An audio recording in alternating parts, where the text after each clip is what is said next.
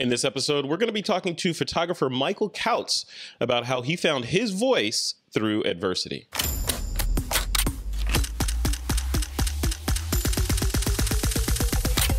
This is TWiP. Hey folks, welcome back to another episode of This Week in Photo. I'm your host, Frederick Van Johnson. A little something different this week. Normally on the shows, I do sort of a roundtable discussion about the happenings in photography this week, i.e. This Week in Photo. This week, I wanted to do something a little different. If you follow the show, you may remember several months ago, I did an interview on the topic of depression in photography and how it was with Mike Sharkey James and how depression had affected his family and just sort of the look at depression through the lens of a photographer or a creative person, sort of exposing that world. Well, I wanted to continue that today, and I'm sitting down with Michael Coutts. He's a really, really interesting story, and some would say a shocking story. And as you hear it, you'll understand what I'm talking about. But the gist of this is one of the components of how he moved from point A to point B was through the use of photography. So we want to talk about all that in this episode, This Week in Photo. So Michael Coutts, welcome to the show, man. How you doing? Good. How are you? Glad to be here. I'm doing great, man. So, you and I first met down at the F64 conference that I did the keynote at a couple months ago, right? And we share a common background. We're both ex-military folk, right? Yes, sir. Air Force. Yeah, Air Force all the way. There is no other branch. No, I'm kidding. Save your hate mail. So, but one thing that I didn't know that I found out a week or so ago was you have a really, really interesting story that you're going around and sort of telling people and presenting on. And I wanted to talk about that because I think it's really appropriate for the This Week in Photo audience, kind of what you went through. So first of all, give us sort of the Reader's Digest version of who Michael Coutts is, post airman, and kind of what the state of the union in your world is today. All right. Well, today I'm a street photographer. I like to get out on the street, and mainly I shoot a lot of homeless people. I tend to relate to them in a way that you and I will get into. Mm-hmm. And I found that through printing my work and showing other people, it's a way that I can connect with my story and with their stories. Yeah. So that's what I do today. Yeah. And we're going to talk about that because you and I had a conversation a couple hours ago about what we're going to talk about. Obviously, one of the things before we got off the phone, we were having a really awesome conversation about the onslaught of gear and people chasing the gear horizon to get the next best piece of gear, and then talking about it on whatever forum to whoever will listen and all that stuff. And we'll get to that. But let's talk about your story and the reason why we're here today. And it has to do with a suicide attempt, right? Correct. So I want to give you the floor. So take us through it. What happened from beginning to end? What led you to being on This Week in Photo today? Okay. Well, I think it all started kind of with having to change my career path. I was a supervisor for a utility here in Southern California, and I was making good money for not having a college degree. I've always been somebody that really strives to excel in anything I do. And in this particular case, it was just moving through the ranks pretty quickly. Yeah. But while doing that, I kind of got smacked in the face by how the corporate world works. And pretty much they were making moves in the company, and with the commute I was going to have to make and the position that they were going to send me into, I was never going to get to see my little girl grow up. Yeah. So I made the tough decision to give them my resignation and move on with my life. It was a tough call, but my girlfriend and I, we both made it work, and I moved forward. For me, it hit me by going from having to go to work every day and having these set things that I had to do to excel. And all of a sudden I have all this free time, and anything that I'm going to excel at, I have to find on my own. Well, I've never been used to that. I had a paper route when I was a kid and had a job ever since. I've always worked. Yeah. And through that, we had a business. We have a business that I help her with. It was hers initially, and then she works full time as well. But it wasn't mine, and the real me really started to show through. I became a very controlling person young on. I learned from my mom, and I learned that there's good and bad things to that, but I didn't recognize the bad. You know, I'd go through relationship after relationship and get cheated on, and nothing good was coming out of relationships. And it doesn't for somebody that's super controlling. You know, I wouldn't want to be in a relationship with me back then. But it led to struggles in our relationship. And my girlfriend now, she's a recovering alcoholic. And I like to tell people that she's my alcoholic, and she likes to tell people that I'm her control freak. Nice. Yeah. Because we were codependent on each other. That's what I was going to say. That's the word that popped into my mind was codependency. Yeah. So her chaos, I needed to be able to control, and she needed me to control her so she could be in more chaos. And it was just a vicious loop. And we had struggles with, you know, her drinking and me trying to fix her. And it led to a night.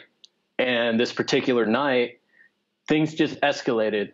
And both of us kind of grew up in families where, you know, if you're here, I need to be here to stop you. And then if you want to escalate it higher than that, well, then I have to go above you. Oh, geez. Yeah.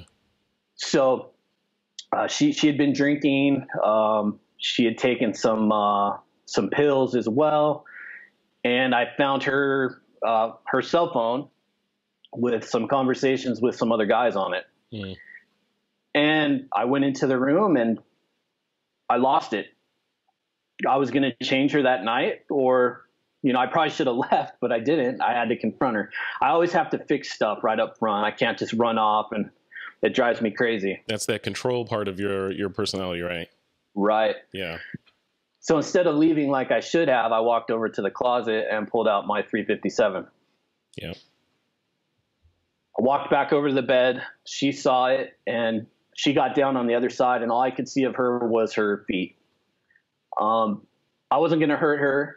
I, at that point, wasn't even intending on hurting myself. But I pulled a round out of where I kept my ammunition, and I stuck a round in, and I spun the cylinder, and I clicked it shut. And through telling her what I was going to do and trying to scare her, I held the gun to my head and click, pulled the trigger the first time. I've always been around guns, and I've always had it ingrained in my head about gun safety.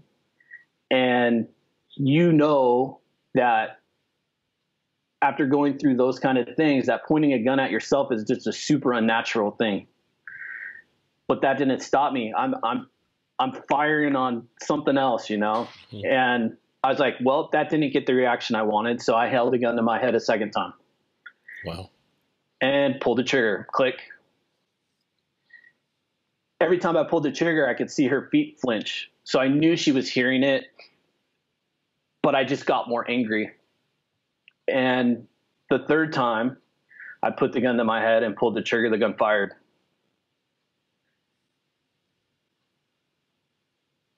At that moment, I'm still not 100% sure what happened. I know that my ears weren't ringing, which wasn't typical of shooting a gun without hearing protection. The smoke smelled different, and everything kind of was tunnel vision. My vision completely narrowed. So I'm thinking I'm dead. And I set the gun down on the bed, and I walked into our bathroom, which was straight down the hallway, and it had a counter with 2 sinks and a big vanity mirror.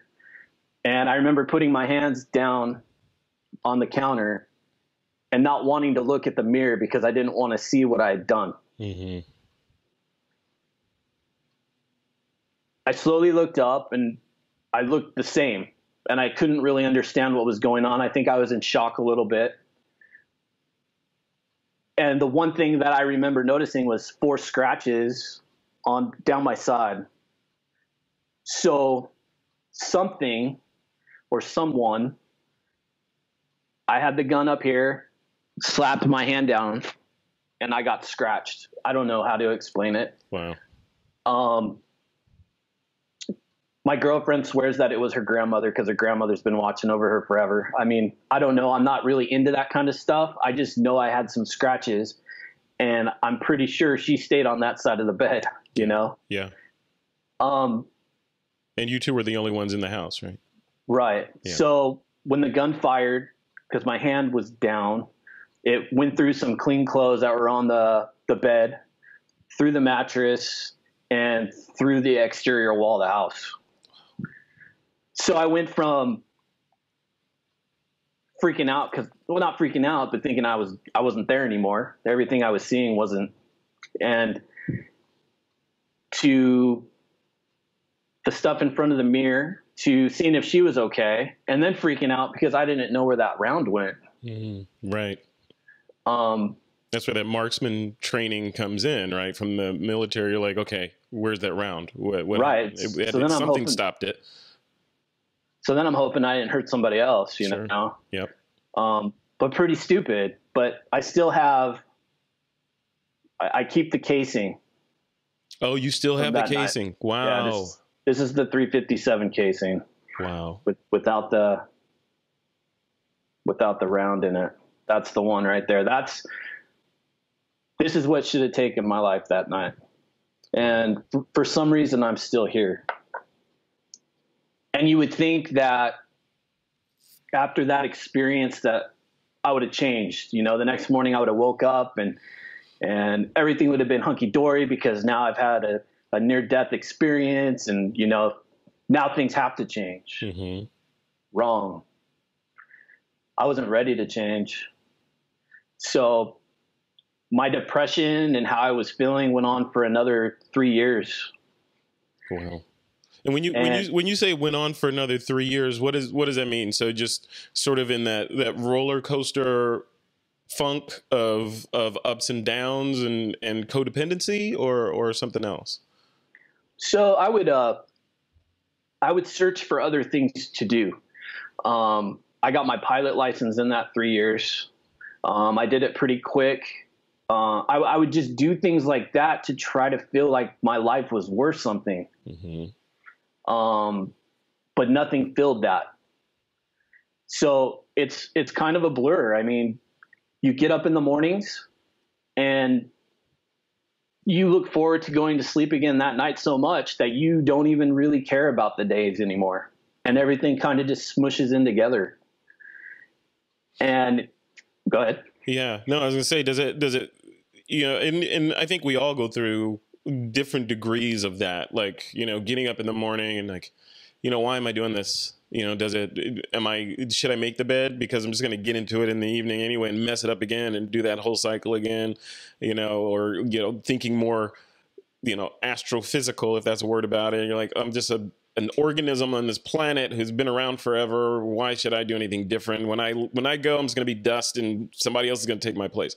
Like, does that, like that feeling of sort of, just depression and nothing I do is worth it or matters? Is that kind of the feeling that you get when you're kind of in the doldrums of this sort of depression? It's an interesting thing. Like, you know that you're living that way, mm-hmm. but you don't want to admit that you're weak. Right. So I don't need medication. I don't need to talk to anybody else because I have this handled. And you don't. You just keep going day after day. You're basically, I like to call it's mental suicide. Mm. You're not doing anything to contribute to your own life. You're not doing anything to contribute to anybody else's life. You're just existing, you know?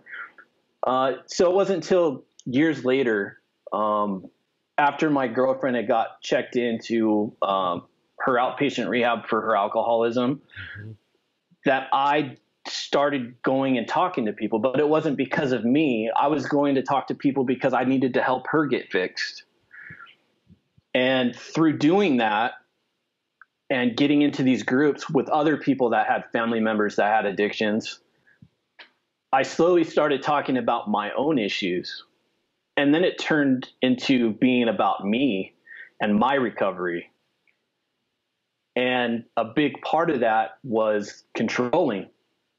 But it was a little while into that where my girlfriend relapsed, and I came home and she's on the couch and she's drunk, and she had taken some more pills and more text messages on her phone. Same situation all over again. Oh, yeah. The only difference this time is now I'm thinking about my daughter, which I should have done before.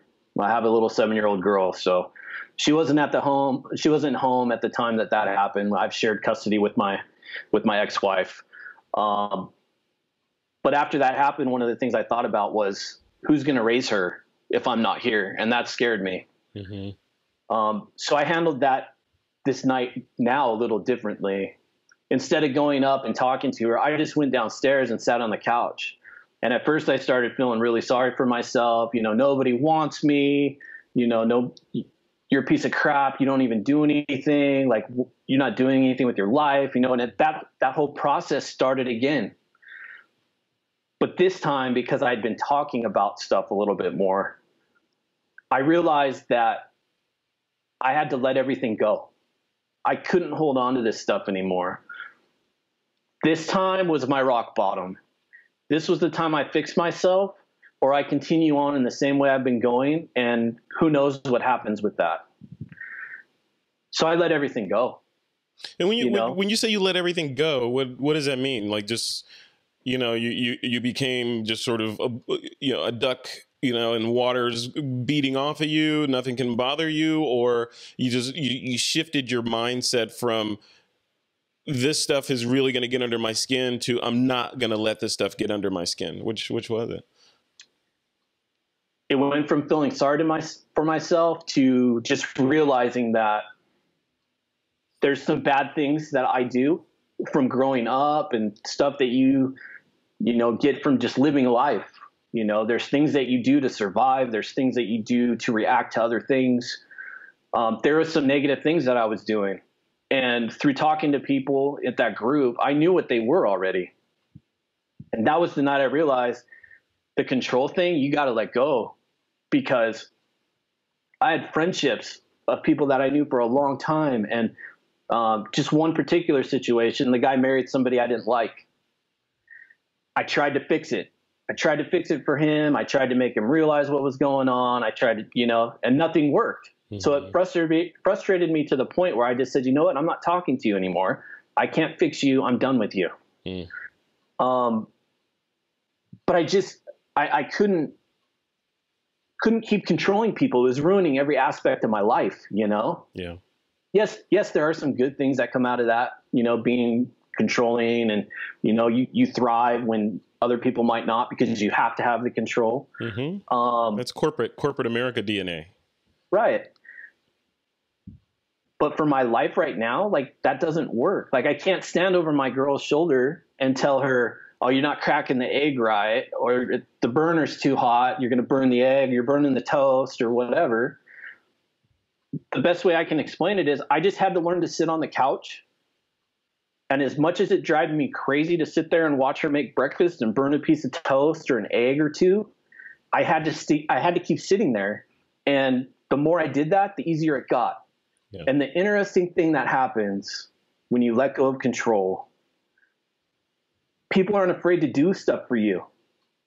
In what way? What do you mean? Because when you are in control, people think, hey, Mike's got it all covered. I don't need to help him or whatever. But when you, and I'm speaking through you.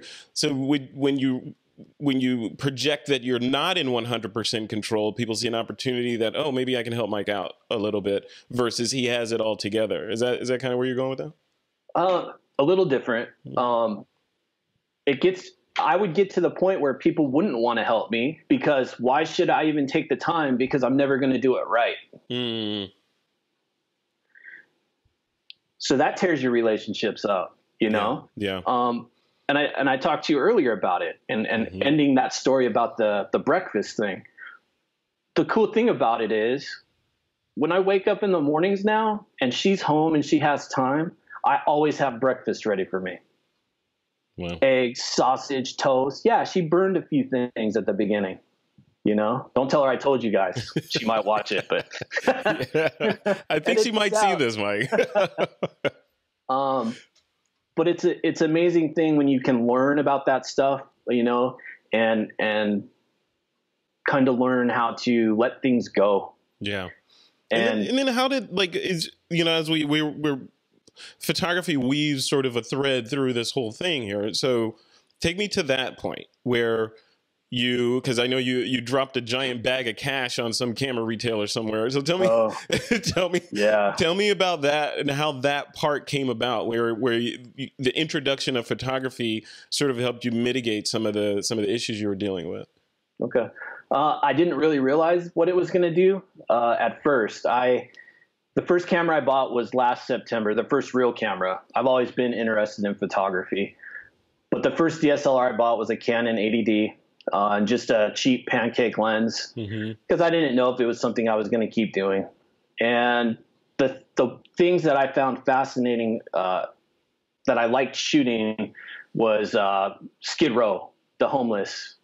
And it was because when I was down there, in some weird way, even though I wasn't homeless technically, I was relating with them because the way they looked and their lifestyle was how I felt inside. And I didn't even realize this stuff until kind of after, you know, my rock bottom night.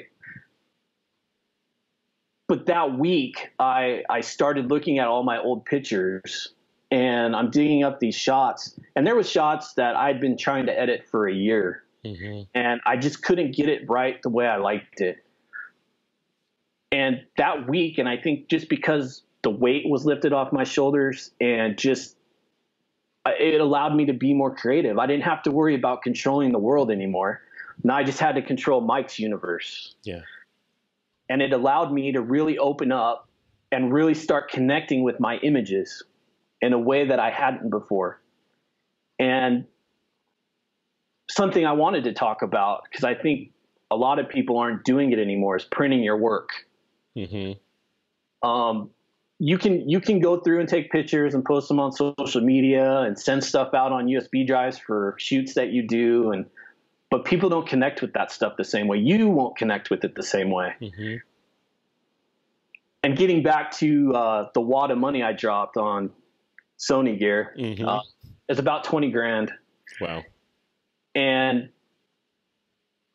I kind of fell into that rut of watching YouTube at first for, you know, learning how to use the settings and stuff on your camera, to falling into the trap of, these are my wonderful pictures. You set up a light here, light there, and you go out to the middle of the desert and you shoot this beautiful model. If you have this stuff, your images are going to look like this. Stuff. Yep. Yeah.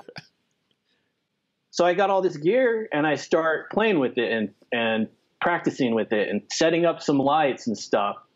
Instead of my images being a super attractive model out in the middle of a salt flat with thunderstorms, it ended up being my daughter's Minnie Mouse stuffed animal with the dining room table and like a window behind it, you know? For 20 grand. Yeah. Yeah. It wasn't really working out. Right. Yeah. But going back to printing, you would have thought the first images that I printed would have been something from my Sony. And the first images I printed were on metal, but they were all from my Canon 80D. And one of the images I did for a friend of mine who was always that guy that was always super close, that I could call at like 2:30 in the morning, and you know he would be there in 2 seconds for you. And it was just a guy standing on a corner with a backpack and a beard, and I put some wings on him. And some people I showed it to at first before I printed it, were like, you know, that's cheesy. I don't get it. But I took it over to him and I showed it to him, and my images I like to associate with songs from my past when I was growing up. Nice. And this particular image was a song by Pennywise called Bro Him. And it's a song that was written about this guy's friends that had passed. that were the guys that were always there for him. Mm-hmm. So I automatically related it to my friend. And when I was over there walking him through it and showing him and kind of telling him how I connected with the image, he starts crying, you know, and he's not some wimpy guy. Like, he does, you know, a lot of car restorations, body work, paint. He's really good at it. Yeah. But we aren't the kind of guys that cry, you know, we're tough guys. Like, we don't admit that's just being weak. We don't do that. Mm-hmm. Well, here we are standing in his garage with this image that's printed on metal, and he connected with it, and because I connected with it. And that's when I realized how powerful photography can be. Yeah. And after that, I would show people some of my images, and I talked to them a little bit about my story. And it allows people to open up, because all of a sudden you're not perfect.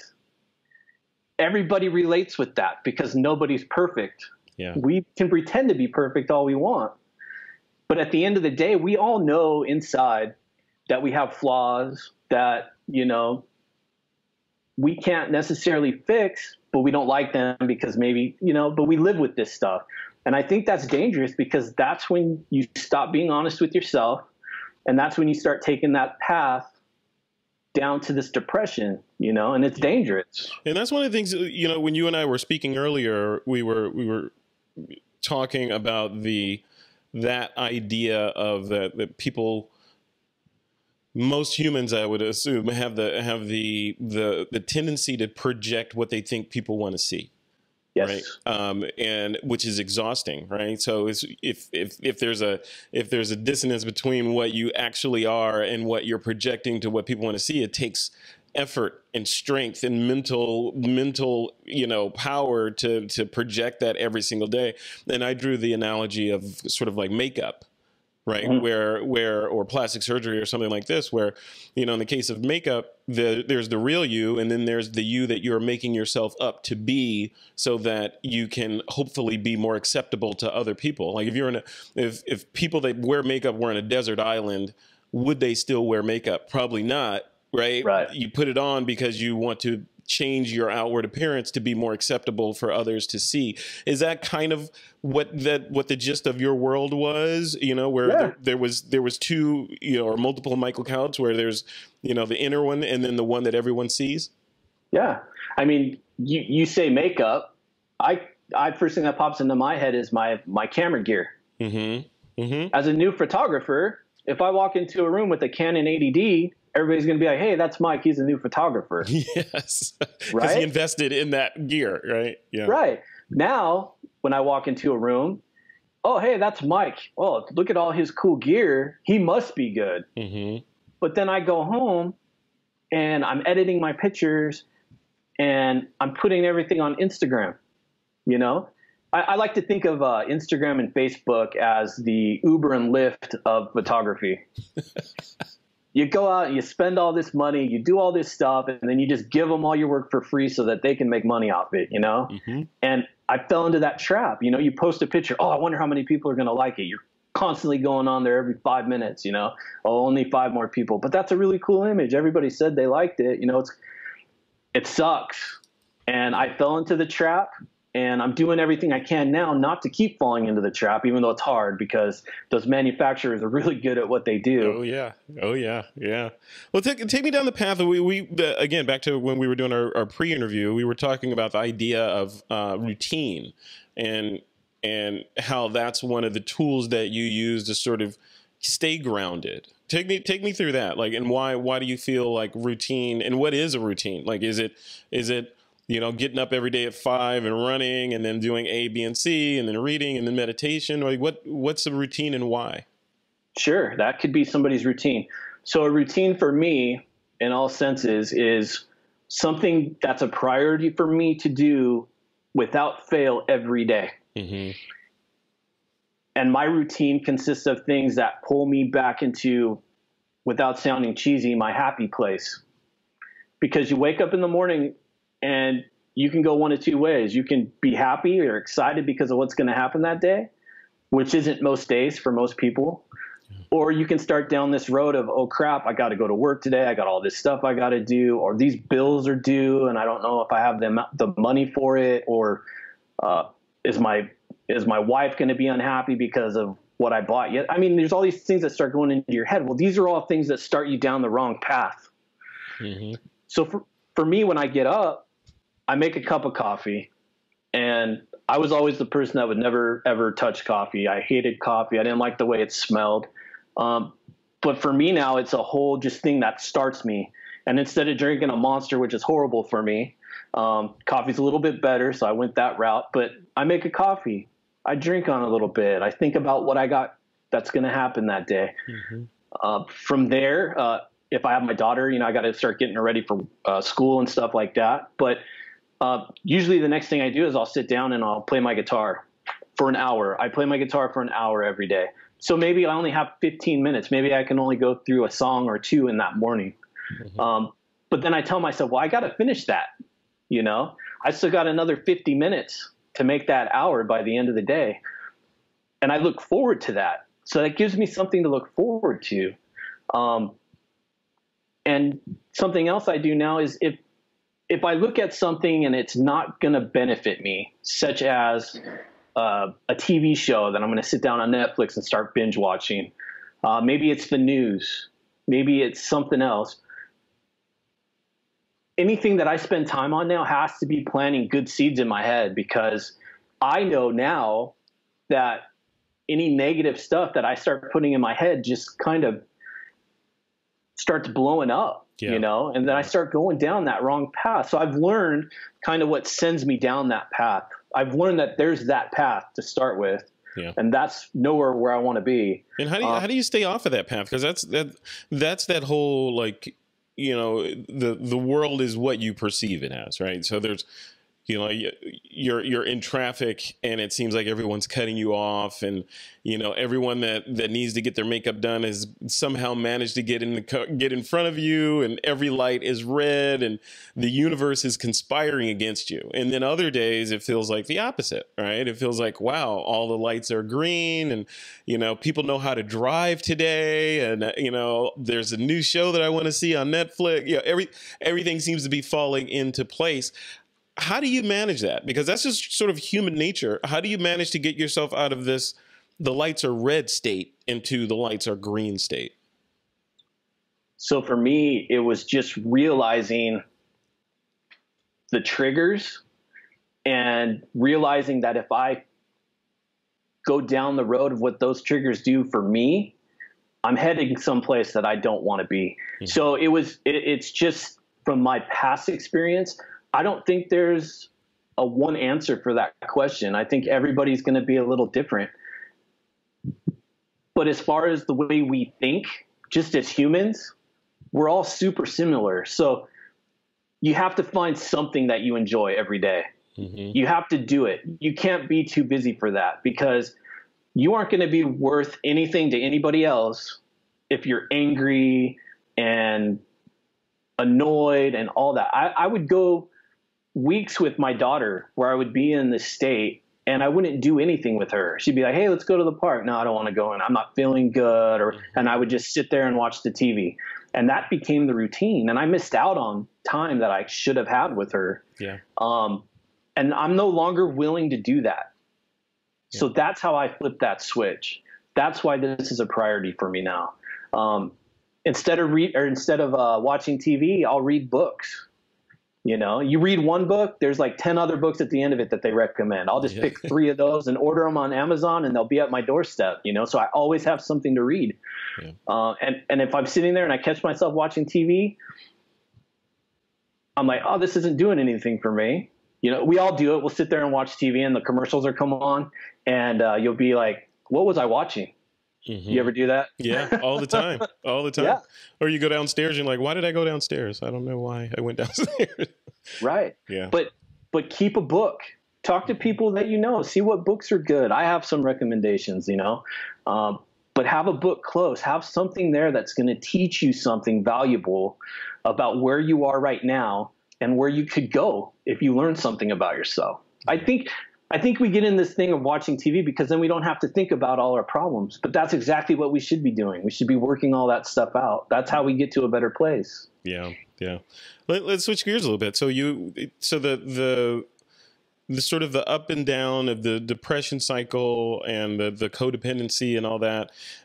We talked about this a little bit before, but there was we had a really good conversation about medication and medicating, whether you be self-medicating with, weed or whatever, or prescription medication, with whatever they give you to make you feel better or to numb the pain. What are your thoughts on that? What are your thoughts on using external controls to control the inner you? So I can talk about myself. Obviously, I'm not a doctor, so I can't give somebody advice that's going to be on those pills. Mm-hmm. For me, if I started taking pills, I might as well start drinking, or I might as well start doing some other kind of drug. Yeah, the doctor's prescribing it, so maybe that makes me feel a little bit better about the situation. Mm-hmm. But for me, I need to have those feelings, because those are the feelings that are going to drive me to be who I need to be and pursue that purpose that I'm trying to pursue. Yeah. I don't want to live my life anymore not knowing that I'm not helping somebody else, or that I'm not moving towards a certain purpose. Like, I have to do that. And I don't care how much I have to struggle to do that. I just don't want to include drugs in that, because that stuff motivates me. Yeah. Yeah. Like I look at it like an eddy, right? So for folks that don't know what an eddy is, it's like if there's a body of water, like a stream or a river or something, off to the side, there are these little whirlpools of things that sort of swirl and get caught. And it's hard to get out of those. Like if you're in a rowboat and you get caught in a big eddy, it takes effort to get out of that eddy, right? And the way that I'm the analogy guy, right? So the way that I look at it is, if you're stuck in an eddy, like mentally, and you medicate to make you feel good about that eddy, now you're stuck in that eddy. You're just happy with being in that eddy, and you're not going to get out to get into the stream to get to the next destination. Maybe something great down at the end of the river down there that you'll never get to because you're stuck in that eddy. Whereas if you weren't stuck, or if you weren't medicating or whatever, using whatever mechanisms to make you feel good about staying in that eddy, you would use the horsepower and row and get out of that, versus, I'm just going to stay here. This is cool. I'm going to stay here till I check out. Is that kind of the way you feel about it? Yeah. It gets to a point where you're just stuck. Yeah. And at some point, life's going to remind you every once in a while, hey, you're in this eddy. Yeah. If you sit in this any longer, you might drown. Mm-hmm. This is your warning. And you can listen and change, or you can keep going. Yeah. But eventually you're going to get to the point where you're going to start drowning. Yeah. And that's like your last chance. Like, you either drowned or you get out of the eddy, Mm-hmm. So I don't know if that's kind of where you were going with that. Absolutely. That's kind of what I think about that. I just, because I was there, I was drowning. Yeah. I didn't listen to the little warnings of, hey, you get down a little bit farther, because life will do that. Life will send you little clues. Hey, you're not really doing what you're supposed to be doing. You might want to try to figure something out. Yeah. And most of us ignore that because we're comfortable. And comfortable is a nice place to be. Mm-hmm. But you're not living. Yeah. You're just existing. So path of least resistance, right? So yeah. So let's switch gears, and we'll wrap this up. I want to be respectful of your time. I know you got stuff to do, but I want to talk about the gear aspect of this stuff, and okay. the relentless pursuit of gear from the aspect of, because it is kind of I call it a hardware substance abuse issue, right? where you have to keep buying stuff to make yourself feel better. And I relate this to this conversation from when you first bought that $20,000 worth of Sony gear, and the path of growth from there to now. So what was your mindset then on gear, and what is your mindset now about the necessity of gear versus creating art? Okay. It's funny that you brought up art as the last word, because you did that talk at IE or the F64 Live. Yeah. And you asked people if they were photographers or they were artists. And you got people pressured into raising their hands for artists. So I raised for artists, even though I didn't really understand what you were talking about, you know? I'm like, That's okay, yeah, I'll awesome. be an artist, whatever you say, man. Hey, groupthink, man. Right. But I was just going out and I was just shooting pictures. I didn't really realize what artist meant until I made that connection with my friend. And I started realizing what kind of impact my art would have on people by connecting with them through it. So you asked, you know, where I was at before when I bought this gear and where I could kind of be at today. Mm-hmm. I went from somebody that was looking at a crop sensor DSLR thinking that a full frame sensor was going to be amazing, and going through all the research that somebody goes through and then telling everybody, you know, I'm not going to stick with Canon. Like I was shooting forever, right? Mm-hmm. I'm not going to stick with Canon. I'm going to go over to Sony. And everybody's like, oh no, don't do that. No, but I did it. Mm-hmm. I should have listened though. It cost me a lot of money. But you go out and you start shooting and you start realizing, and I actually put something up on Instagram where I put a bunch of different pictures that I had taken and asked people if they could tell the difference between them. And nobody could tell the difference. But I still wasn't getting it yet because those were just pictures. Yeah. Today, if you sent me out to Skid Row, I could use my cell phone to take a picture and print it and then connect with somebody, and they would buy that image because they've connected with it. It's not about the gear anymore. It's about connect with people and getting them to see kind of themselves in what I do and making it to where they can talk, because now they don't have to be keeping up with the Joneses next door. Now they're sitting in front of somebody that's real, that's not perfect. So it's become a nice, it's my voice. You know, my images are my voice. Yeah, I love it, and that's helping you. So to wrap this up, I drew the analogy of the whole Eddie thing. Are you able to stay out of the, you know, in the stream river now, or do you ever find yourself sort of drifting towards the eddy again, where you're going to need horsepower to get yourself back into the main flow? I get tested every day. Mm. Life will test you every day. Yeah. And it doesn't matter what you're doing. You can relate this to photography. You can relate this to your relationships, your life, your job, whatever you want. Life's a struggle. But we have to go through the struggle to get to the cool things that we're trying to get to, because it's not as cool if you can go from here to here just because you bought some gear. Mm-hmm. You know, if there's no story in the middle, it's that nobody cares. We have to struggle. We've been struggling since we learned how to walk. None of us would be walking. We'd all still be crawling around if we quit when something got hard. Yeah. You know, so at some point we learn, hey, I don't have to struggle anymore. You know, I don't have to try. I can just stay here and be comfortable, you know, when that's not what we should be doing, you know. I forgot what you asked. I started going off. No, just from gear. It was gear from here to there, and where, you know, when you dropped that wad of cash in the Sony, where was your mindset, and then where is it now? And you answered it. So yeah, that's cool. So you mentioned, you kind of alluded to the fact at the beginning of this that that you give talks, you know, kind of telling your story and helping other people understand and get through these kinds of things if they happen to find themselves in this kind of situation. Tell me about that. Are you still doing that? And if people want to connect with you through there, where should they go? I've done one talk for our camera organization. I just did it was a panel. It was basically a panel talk where one guy had mentored another guy, and then I was being mentored by this guy. So that's kind of how we connected it.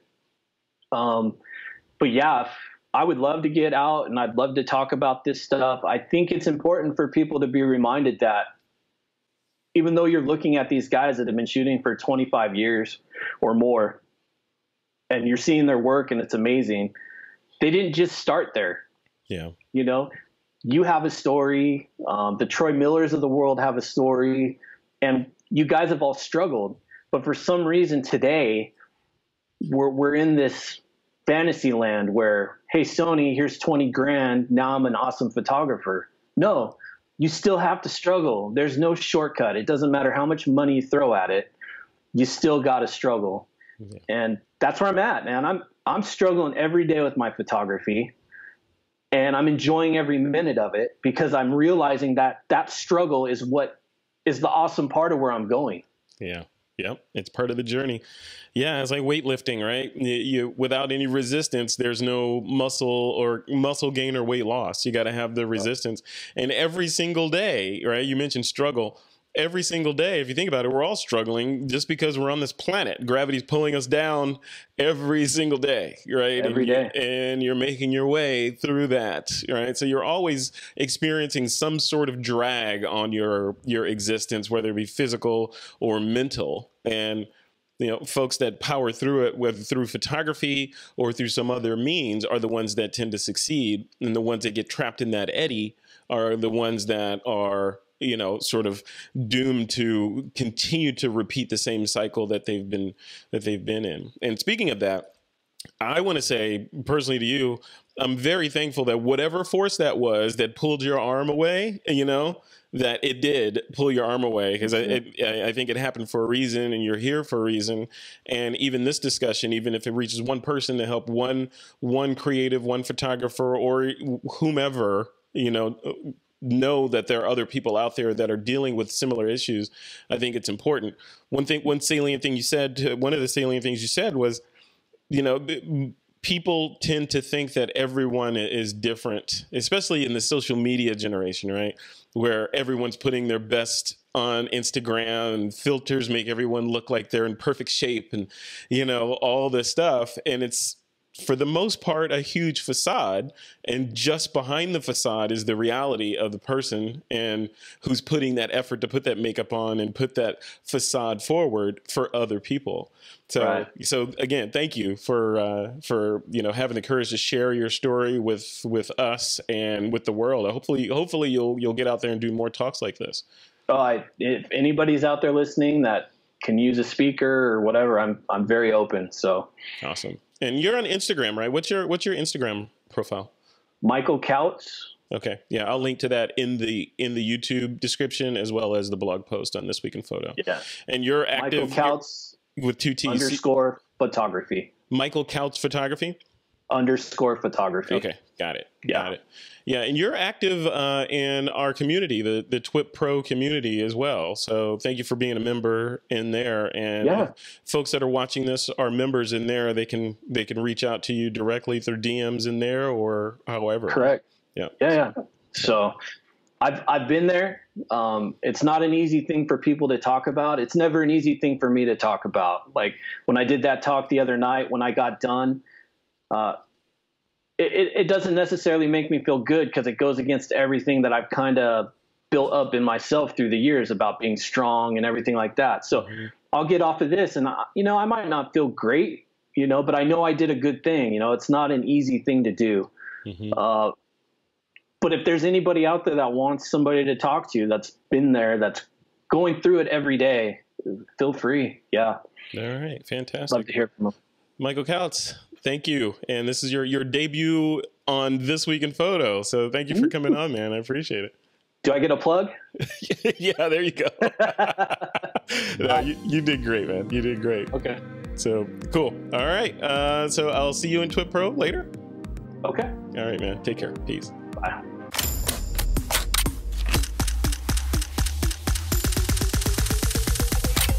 This is TWiP.